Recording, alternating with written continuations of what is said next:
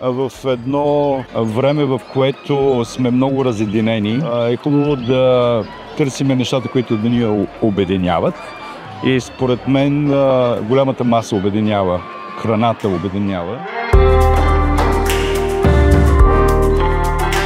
Затова решихме, че е добре да поканим съседите да се съберем от района на Екзарх Йосиф, но всъщност събитието е отворено за цяла София, за всички гости на София, разбира се.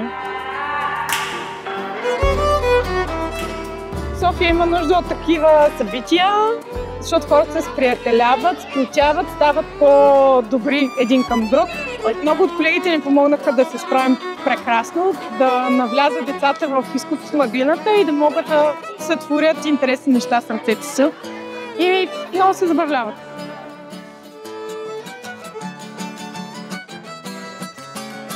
На това събитие ми харесват хората, важни са, защото е важно да сме си заедно.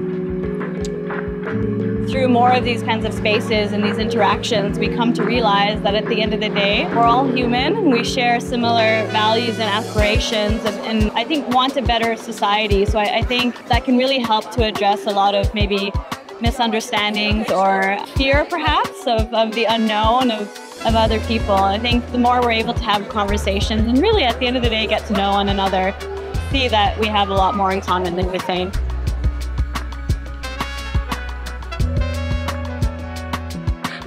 Very happy to be here because actually I'm from Taiwan. So in Taiwan we have some similar event like this.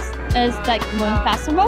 You can see and share the idea, the good moment with the people. Maybe your neighbors would, but you never know each other. So like for me, it's a really good idea to having this kind of event.